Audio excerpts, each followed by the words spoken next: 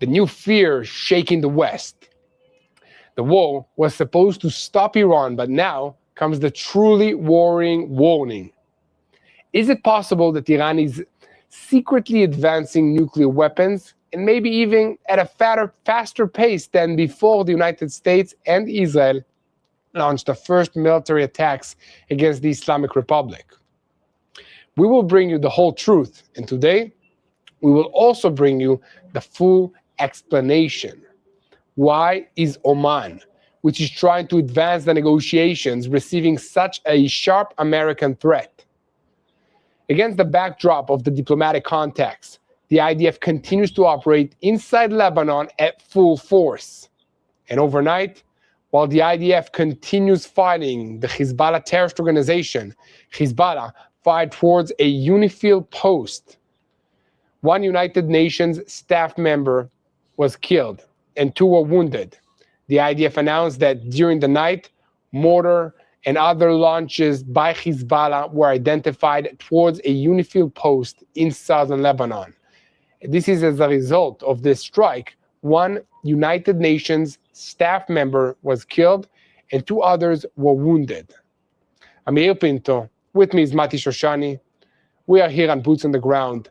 We bring you the whole truth about what's happening here in Israel and also the whole truth about what's happening in our neighborhood, the Middle East. Today is June 4th. So let's begin. This morning, after a military activity and an active night in the Strait of Hormuz, the question rises again. Did the Revolutionary Guards in Iran sink an American destroyer? The truth is that right now, there are conflicting versions in the Gulf of Oman.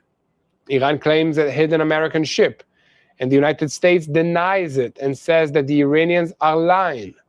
The Islamic Republic published a video on X showing a missile that is being launched towards an American ship.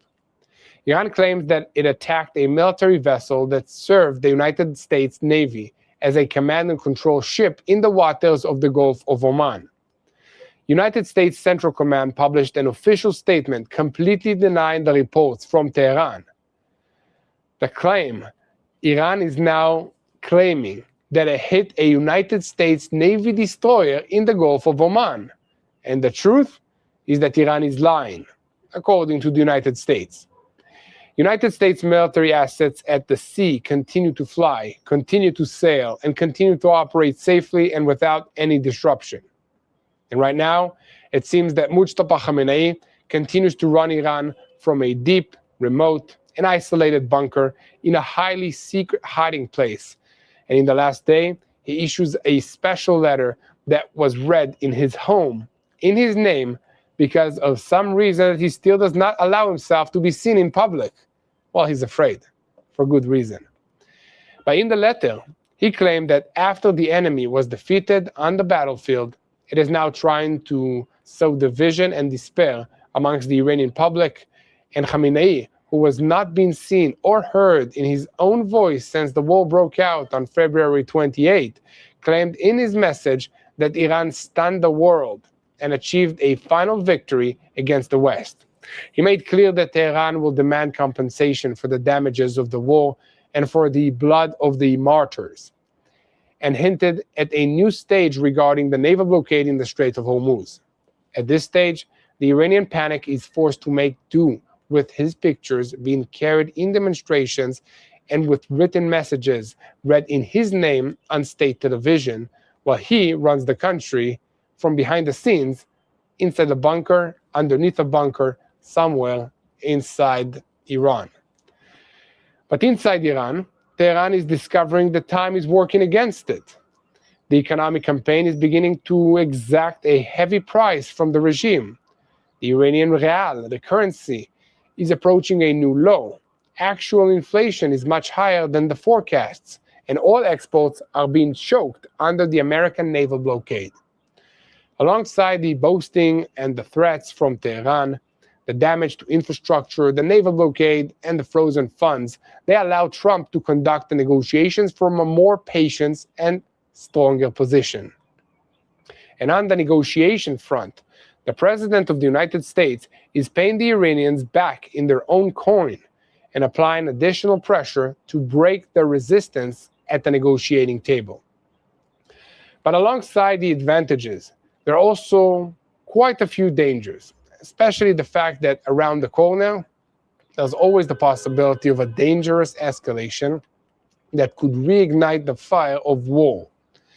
In the last day, Trump declared that the talks with Iran will produce results by the end of the weekend. And regarding Iran's enriched uranium, Trump said, "I want to get it. We will get Iran's enriched uranium in the not too distant future." He added, "We will not allow Iran to have a nuclear weapon." And there is one issue because of which the agreement is stuck. And it seems that now alternatives are being worked around it. This is a central dispute in the negotiations. Iran is demanding financial compensation immediately after the signing of the initial agreement worth about $12 billion. Trump fears losing leverage over Tehran before the final agreement is signed, and therefore refuses to transfer money directly to Iran.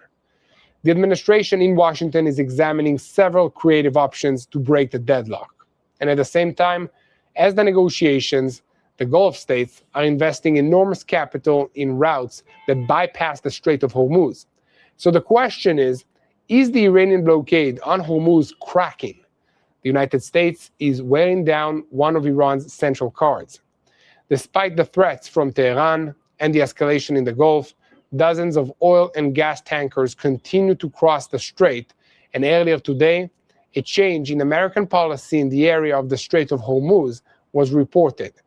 Instead of declaring an open challenge against Iran, the United States is quietly coordinating with maritime transportation companies that are willing to take a different approach. From statements in Washington, from data from the United States Central Command, and from the words of the officials similar with the crossings, it appears that ships are turning off transmitters and staying close to the coast of Oman in the southern part of the Strait of Hormuz to avoid Iranian missiles, while the United States military assists them when necessary. So the United States Central Command published a statement saying that its forces shot down Iranian attack drones that were aimed at civilian mariners lawfully transiting regional waters. So United States forces also carried out self-defense strikes against an Iranian military ground control station. So as we can see, the United States has been working in recent weeks to reduce the impact of the Iranian blockade on the strait, while ensuring the passage of dozens of oil tankers and liquefied gas tankers. Some vessels use different evasion methods, including turning off navigation systems in order to continue their movement. The move allows the Gulf states to continue exporting energy and reduces Tehran's ability to use Hormuz as leverage over the global economy. Alongside the naval pressure, Iran has significantly reduced the oil production in its fields because of the drop in exports and the shortage of storage facilities. According to assessments that are shared in talks between American officials and the Gulf states, it will be possible to continue the current pressure framework for at least 3 more months. And inside Iran, the Revolutionary Guards continue to play Find the Uranium. Yeah, Iran has scattered the dangerous material, and that's exactly what concerns the United States. We know that Iran holds enriched uranium that could be enough for about 10 atomic bombs. 10 atomic bombs. According to the reports, the material is hidden in deep and fortified sites, and therefore, the United States is finding it difficult to act against it militarily, and is trying to advance a diplomatic solution. And against the backdrop of reports about an emerging ceasefire agreement, the IDF continues offensive activities in Lebanon. Hezbollah rejects the ceasefire agreement between Lebanon and Israel, and in the organization's statement, it was written that Hezbollah informed the president of Lebanon that it rejects this agreement and insists that any deal must begin with a full withdrawal of IDF forces from Lebanon. So how does Hezbollah view the IDF operation in Lebanon? Security officials assess that Hezbollah sees the IDF operation as part of a broad Israeli-American move to reshape the security reality in Lebanon, while Iran is working to tie the future of the Lebanese front to the emerging agreement with the United States. I'm Yair Pinto. With me is Mati Shoshani. We are here on Boots on the Ground. We bring you the whole truth about what's happening here in Israel and about the war against the Revolutionary Guards in Iran, which is the head of the crumbling axis of evil in the Middle East. And 1 second before we begin, I want to call on you to continue spreading the truth. Share our content with as many people as possible. Click on the subscribe button, and most importantly, don't forget to look for us, Yair Pinto, that's me, and Mati Shoshani, on our social media accounts, so you can get the look through our eyes of what it's like to live in Israel during this time behind the scenes. So, our senior Middle East correspondent, Mati Shoshani, could it be that Trump is no longer trying to reach an agreement with Iran, but is trying to force the regime to choose between diplomatic humiliation and the gradual destruction of its power levers?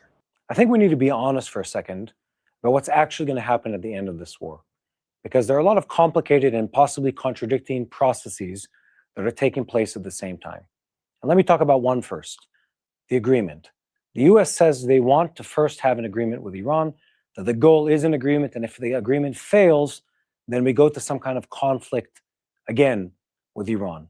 But at the same time, they say something that might be completely contradicting to that, which is that we're only going to have a good agreement, only the agreement we want, only the agreement that includes the basic and, in my opinion, very reasonable demands made by the US of no nuclear, no ballistic, no proxies for the Iranians, without talking about regime change, without talking about the financial damage they've caused. And when you look at that and you see what Iran says about that, sometimes you wonder if an agreement is actually possible. Now, Trump has said things that sound like negotiation, but maybe we dive into them for a second and realize that maybe he means them. He said, we can live without an agreement. Maybe we don't even need an agreement. Maybe we just bleed the Iranians. Maybe we just hurt them till we get what we want, till we have what we want. Is that a possibility? Could there be a situation where the US doesn't sign an agreement with Iran and just keeps forever fighting? Well, I don't think that's going to happen. I don't think we're going to forever fight. But we might see something different take place. We might see the US, well, continue putting maximum financial pressure on Iran, maximum diplomatic pressure on Iran, here and there carrying out raids, and slowly but surely reaching a point where there's some kind of status quo that is reached, where the Iranians understand what they can and cannot do. This is not unheard of in the world at all, in fact. I mean, it happens often where wars just fizzle out. There is no agreement. You just have this frozen stalemate for a while. And every once in a while, maybe months, maybe decades, it flares up again. Where do we see this? Just yesterday, last night, I believe, in the US, Trump is asked, what does a ceasefire mean for, well, let me pull it up. I can play you the video. I was just looking at this before we started the broadcast. Trump says, hold on, listen to this.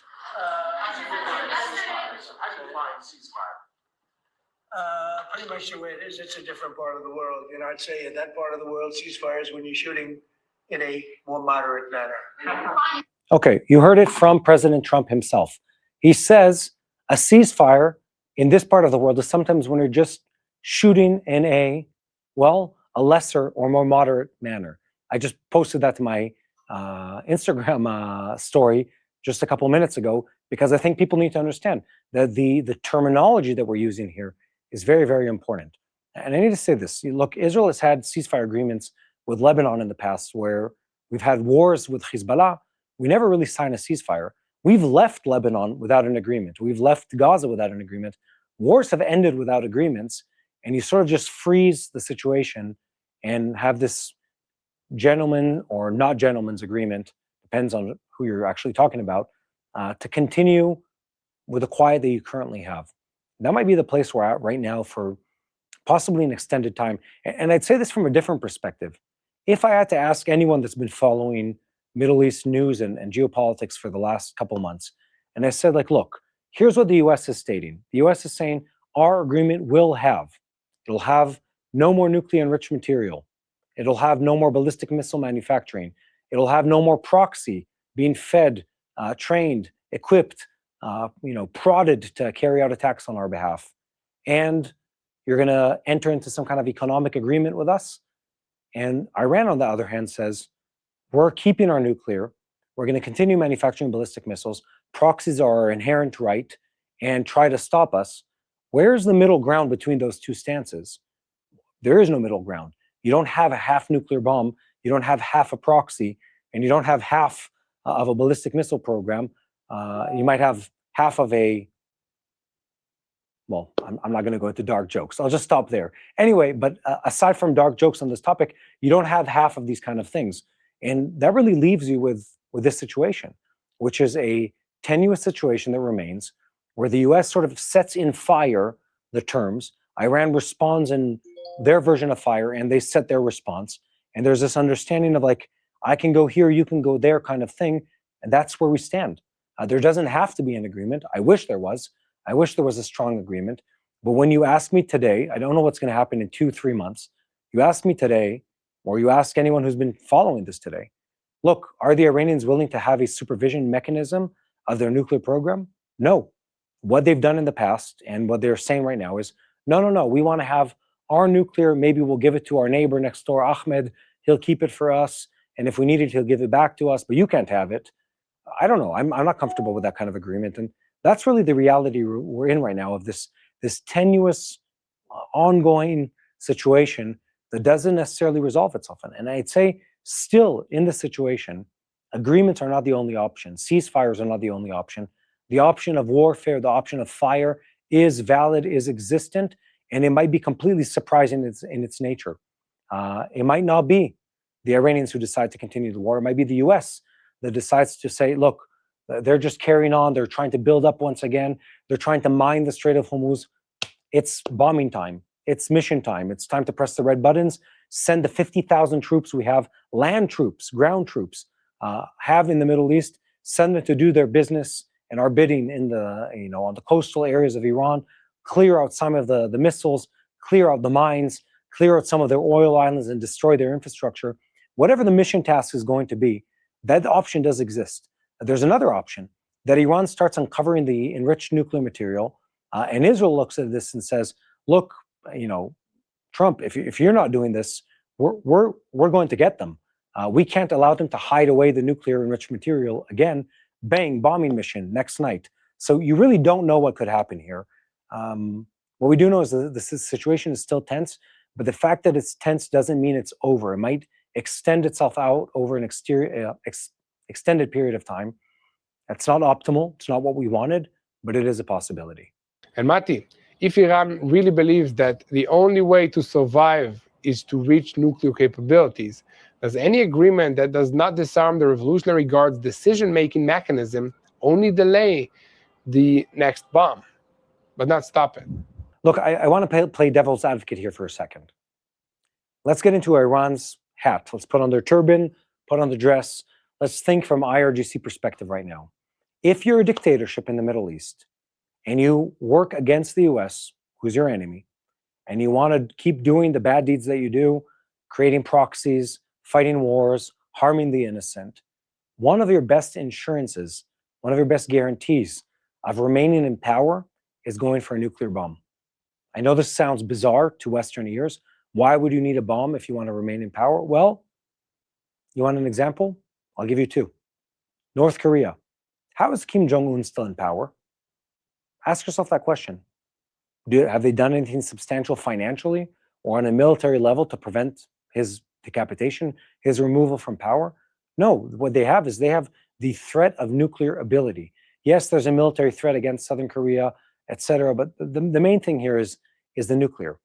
He's a huge menace to the world, by the way, both on a financial level, and in the drugs, the violence that they spread. There's a whole bunch of things there. He remains in power because there's a deterrence. Not only that, he looked at what happened in Iran and he said, you know what, we're going to change the laws in North Korea. You might not know this at home. And now the law in North Korea says that if suddenly in a freak accident that might or might not be related to a foreign intelligence agency, or he suddenly finds his early death, well, that they automatically start launching nuclear bombs. Whether or not they do that, that's up to them. But that's the kind of insurance policy you want if you're a dictator. You want the flip side of that? Think of the former and deceased head of Iraq, Saddam Hussein, a dictator, a strongman of the Arab world. He was the lion of the Arab world. I mean, a man people didn't dare touch because of his army, because of his numbers, because of the cash that he had from oil. And he had a nuclear program he was working on. Israel removed the beginning of that, the beginning of the reactor construction, set them back, and then a bunch of things happened historically that prevented him from rebuilding it. And then he lost power. You know who also that happened to? Muammar Gaddafi, the dictator, well, the now deceased dictator of Libya. He was the strongman of the Arab world. And the West told him, Muammar, you're our pal. You just give up that nuclear aspiration, give up the plans you've been buying, the weapons you've been purchasing, the foreign engineers you've been buying out to build your nuclear bomb. Give it up. We'll be best buddies. Well, guess what? The minute he showed weakness, they were no longer buddies. And all the Western special forces came in to aid his people in the revolution against him, testing out their new weapons. This is true. Go check me. Testing out their new weapons, getting some battle experience for all the units. This is back quite a few years back when many armies were not actually fighting any active wars. And Gaddafi was gone, and no one stood up to protect him or anything like that. And Iran looks at that and says, well, you know what? Well, since we don't have a patron such as the U.S. who can fight our wars, and we're against them actually, a nuclear bomb is something we're going to go for. And we want to make sure that we have the nuclear enriched material so we can keep threatening other people. So yes, in the most simplified terms, the nuclear material, the nuclear plan is a go, no-go for the Iranians. They'll say, we will go to war again. They'll say we will not sign an agreement until you just give us some enriched uranium. We promise we're enriching it just for scientific purposes, not for a bomb. Just give us some enriched uranium. But it's complicated to understand it from their perspective, but they're not playing the democratic game. They're not playing the Western game. They're not playing the freedom game, the Judeo-Christian game. They're playing the game of terrorism, the game of dictatorship. And that game has different rules in which a nuclear bomb is an insurance policy that is amazing for the dictators. Where is the real Israeli dilemma now? To support an American agreement that could calm the region, or to fear that it will give Iran time, money, and oxygen to rebuild its axes around us?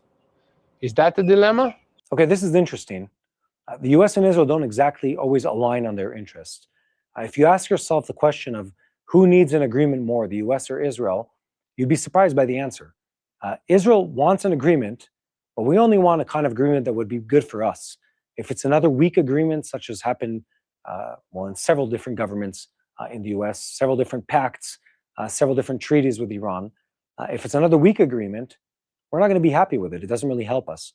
For the Trump White House, having an agreement that for now, for the next year, 2, 3, 4, stops the war with Iran, that's a win. For Israel, that's not necessarily a win. For us, the current state of events with Iran, it's not the end of the world. We've taken away much of their capability. We've reduced their enriched uranium stockpiles. We've reduced many of their buildings to a pile of rubble. We've eliminated their leadership. Let's keep weakening them. It plays in our benefit. We're not exactly aligned on this issue. So for Israel, having an agreement is not enough. Having a ceasefire and opening the Strait of Hormuz is nice, but it doesn't really do what we need. We need to make sure that Iran doesn't have a nuclear bomb. We need to make sure that Iran doesn't have ballistic missiles that can rain down on Israel with nuclear bombs in them or without nuclear bombs in them. And whatever gets us there, whatever maintains that situation, whatever slows down their programs, that's good for us. And it's as simple as that. Trump needs an agreement. I need to be clear here. Politically, he needs an agreement. For the region of the Gulf states who rely on him to reach an agreement, he needs that. He needs that for the U.S. posture in the world. Israel is not exactly aligned with that. Israel needs a weak Iran Ayatollah regime. That's what we need. And we've shown in the past that we're willing to fight the war also without the U.S. as long as it promotes that interest of stopping, blocking, and delaying their nuclear capabilities. That's the reality. It might be uncomfortable. It might be a little complicated to follow, but it's a little more complex than just yes agreement, no agreement. We'd love to have an agreement, both Israel and the U.S., but the U.S. needs it more than Israel. We need to make sure that Iran is weak. It doesn't have nuclear weapons. That's our biggest concern right now. Thank you very much, Mati Shoshani. That definitely helped us better understand what we're dealing with. And to all of you, continue spreading the truth. We are here at TBN Israel to report and share what's happening in Israel from Israel so that you will know how to pray for the situation. And now we invite you to take part in something very important, something real, something that is rooted in the land and in our hearts. And I am talking about the Rebuild Israel campaign that is continuing. It's bringing life back to Israel's north.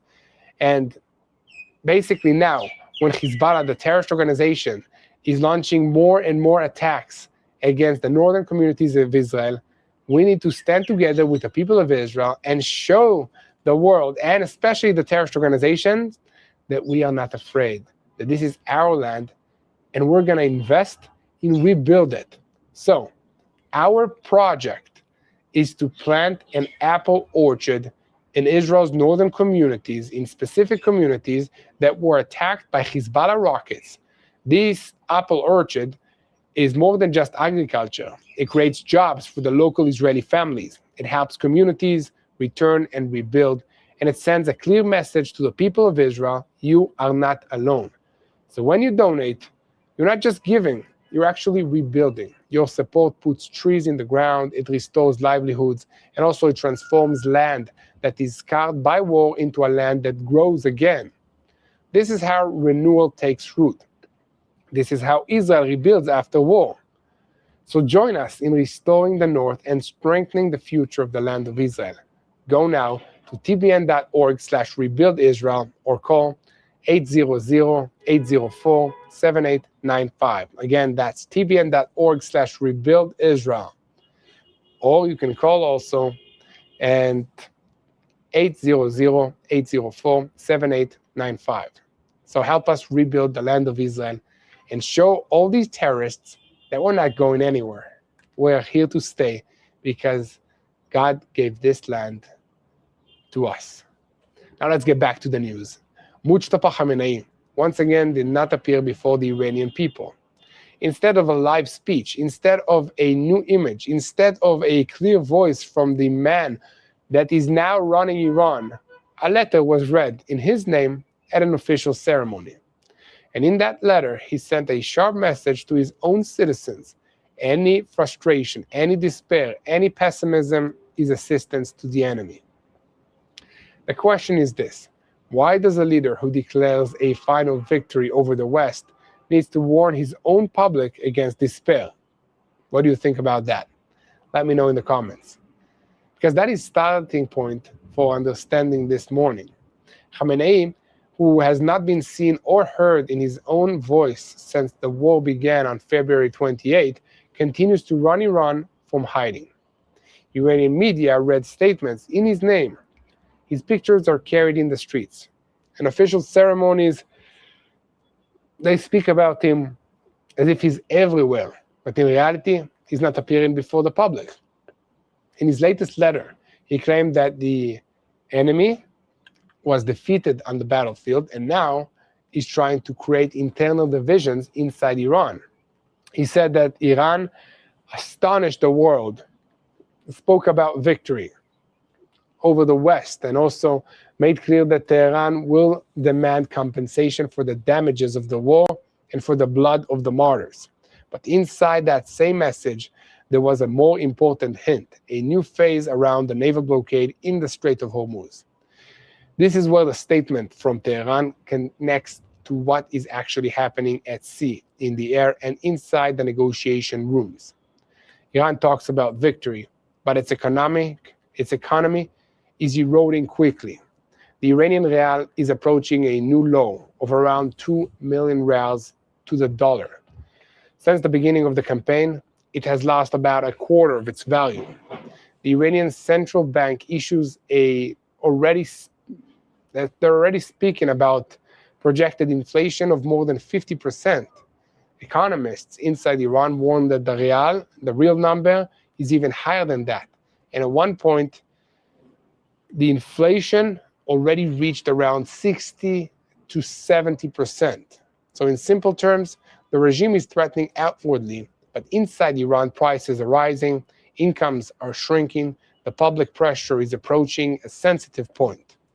And one senior Iranian economist warned that around 4 million citizens could fall into poverty because of the war and the economic collapse. That's almost 5% of the country's population. This is why Tehran is now demanding money. In the negotiations with the United States, Iran is demanding immediate financial compensation of about $12 billion, already in the first stage of the agreement. From Tehran's point of view, without fast money, it has no way to stabilize the economy and show the public that the war was worth it.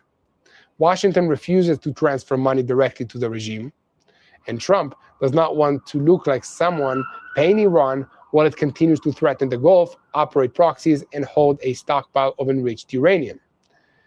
And that is why the Americans are examining alternatives. They're releasing funds, though, through other countries, through proxy and through cryptocurrencies. Humanitarian use only, for medicine, food, and for agriculture, allegedly. And even a regional investment fund that would be financed by Gulf states after a final agreement. But as long as the money is not released, the pressure continues. In Qatar alone, about $24 billion in Iranian funds are being held, and they can only be released with American approval. At the same time, the United States has marked dozens of Iranian tankers carrying around 60 million barrels of oil, worth about $6 billion. The American message is clear. Anyone who unloads that oil risks sanctions. The damage to Iran's oil sector is estimated at around $500 million per month. And that brings us back to the Straits. Iran wants to use Hormuz as its main card. But even there, the picture is more complicated than Tehran presents. Despite the threats, dozens of oil and gas tankers continue to pass through the Strait of Hormuz. Some are using evasive methods, including turning off the navigation systems in order to keep moving. The Americans are allowing the Gulf states to maintain the flow of global energy, while at the same time increasing the pressure on Iranian exports themselves. The United States Central Command has already announced the disabling of one Iranian tanker and the turning back of more than 120 vessels. According to the assessments past the Gulf states, this pressure can continue for at least 3 more months. At the same time, the Gulf states are already planning for the day after Hormuz. Saudi Arabia is operating its east-west pipeline at full capacity at around 7 million barrels a day, compared with around 2 million before the war. The United Arab Emirates is moving parts of its exports through Fujairah, outside the Strait of Hormuz, and is advancing another pipeline that would double the export capacity by 2027. Oman is marketing its ports in the Gulf as centers of storage and oil exports. Iraq is advancing the expansion of its oil pipelines. Iran wanted to turn Hormuz into a global choke point, but in practice, it is pushing the region to search for new routes that will not depend on it. But while the Iranian regime talks about a blockade, it also continues to create direct confrontations. In the Gulf of Oman, Iran claimed that its navy attacked an American destroyer that approached its territorial waters. According to the Iranian version, there was a vital American command and control center on board this vessel. The American response was immediate and sharp. United States Central Command said that Iran is lying, and that all American military assets continue to fly, sail, and operate safely and without interruption. And at the same time, Iran also tried to distance itself from the attack on Kuwait International Airport. In Kuwait, 1 person was killed and more than 60 people were wounded after the drones hit the airport. Heavy damage was caused and air traffic was disrupted. Tehran claimed that the damage was caused by a failed American interceptor. CENTCOM rejected that claim and said it was a deliberate Iranian attack against a civilian target. This tension puts Trump in a difficult dilemma. On one hand, he wants a deal. He says that the negotiations are moving forward and that a development could come as early as this weekend. On the other hand, he has already made clear to his advisors that if Iran kills American soldiers, he will consider ending the ceasefire and returning to combat. That is Washington's real red line. Not every launch will bring the war back to full force. Not every drone will collapse the talks. But a deadly strike on American soldiers could change the entire arena within minutes. And before we continue, this is exactly the time to join us. If you want to understand the Middle East and Israel as it really looks from the ground, not from a distance, not through the news, not through the leaks, click the subscribe button. We are here at TBN Israel to report every single day, twice a day, about what's happening from the ground. And we want you to help us share the truth. And now, let's move to Lebanon, because against the background of the diplomatic talks, the IDF is making clear that activity in the north has not stopped. During the morning, sirens were heard in the Galilee over Kfar Yuval. An aerial target was identified and then disappeared. And at the same time, the IDF Arabic language spokesperson, Colonel Avichai Aderi, called on residents of southern Lebanon to evacuate north of the Zarkhani River. The Chief of Staff, Lieutenant General Eyal Zamir, held a situation assessment in the north with the General Staff Forum and the heads of the local authorities along the confrontation line. His message was clear. The mission is not yet completed. According to him, the IDF is committed to returning quiet and security to the residents of the north for the long term and to create a better security and a better security reality for the people of Israel and a better security reality for the Hezbollah terrorist organization. So Israel is emphasizing that even if ceasefire talks are taking place, the IDF continues at this stage to operate the field, strike threats, and preserve freedom of action. The emerging diplomatic framework speaks about a ceasefire that would be conditioned on the early removal of Hezbollah terrorists from the entire area south of the Litani River. It also includes the creation of pilot zones where the Lebanese army would receive exclusive control without the presence of non-state armed actors. But Israel is not relying only on paper. Defense Minister Israel Katz speaks about a reality in which the IDF remains, for now, in the security zone in Lebanon up to the Yellow Line, including the Beaufort Ridge area, without the return of the population to that area and with continued targeting of terrorist infrastructure. The most sensitive clause is freedom of action. Israel is demanding American backing to strike in Beirut in the event of fire on Israeli communities or Israeli territory. And this is exactly where Iran enters the picture. Hezbollah sees the IDF operation in Lebanon as part of a broader Israeli-American effort to reshape the security reality in the country. From the organization's perspective, its fate depends on the results of the negotiations between Iran and the United States. And according to security officials, Hezbollah fears that the IDF will expand the Yellow Line in southern Lebanon, establish itself around the Nabatea Ridge, and in the future, move towards the Litani or even north of it. The organization is trying to downplay the importance of Beaufort, the strategic ridge. It claims that Israel wanted a symbolic and psychological achievement, not only an operational advantage. But for Israel, Beaufort is much more than just a symbol. It is a dominant point on the ridge overlooking deep into southern Lebanon, an area from which Hezbollah tried for years to build a direct threat system against the northern parts of Israel. On the ground, Hezbollah has already changed its method. After the previous ceasefire, the organization moved to a wide use of attack drones and explosive drones in order to make IDF troops' movement more difficult and prevent permanent positioning in the area. At first, these systems were mostly used during the day. Later, thermal cameras were added, allowing operations also at night. The goal was to create constant pressure on the soldiers, on the vehicles, and on the armored forces, and later to expand fire towards the border communities, towards Tzfat, Carmiel, and the Krayot area. This was the equation of evacuation for evacuation. Pressure on Israel through the population in the north in response to the evacuation of the Shiite population from southern Lebanon. But Israel is trying to break that equation. That is why the IDF continues operating even while diplomatic talks are taking place. That is why the strikes in southern Lebanon continue.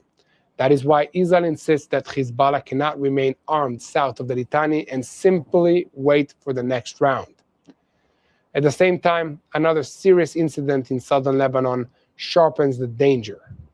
Hezbollah fired mortar shells that hit UNIFIL posts.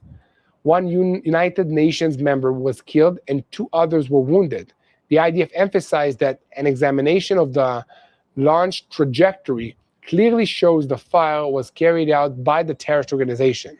And this matters because Hezbollah constantly tries to present itself as Lebanon's protector. But in reality, its fire is also hitting international forces that are supposed to maintain stability in the south of the country. And above all of this hangs the nuclear issue. The American and the Israeli strikes badly damaged Iran's nuclear program, but they did not solve the entire problem itself. The IAEA, the International Atomic Energy Agency, is warning that oversight of Iranian uranium has weakened in a dangerous way. Before the strikes, the stockpile was under weekly inspection. Today, inspectors have still not returned to the damaged sites at Fordo, Isfahan, and Natanz. At those sites, a stockpile of 440.9 kilograms of highly enriched uranium was not seen, alongside 8,599.6 kilograms of lower enriched material.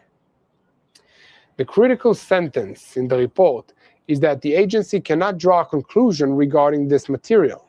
In other words, the West knows that there was material.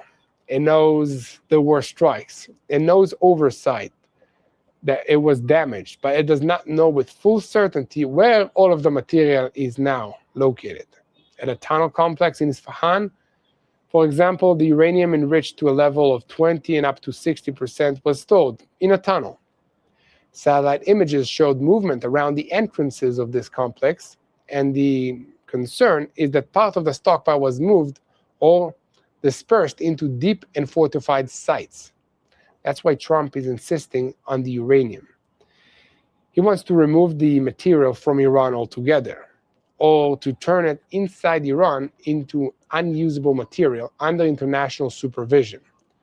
But here again, the same problem returns. Iran wants money, it wants time, it wants relief. The United States wants oversight, nuclear materials, and a commitment that can be verified. Israel wants to make sure that no agreement leaves Tehran a hidden path to a bomb. Khamenei can continue reading letters from the darkness and speak about victory, but the reality around him is shrinking. The economy is bleeding. Hormuz is no longer guaranteed card. Hezbollah is under pressure, and the uranium has become the greatest danger point. The question now is whether Trump will close the deal before one mistake in the Gulf, one strike in Lebanon, or one single fire from Iran reopens the entire war. So keep spreading the truth.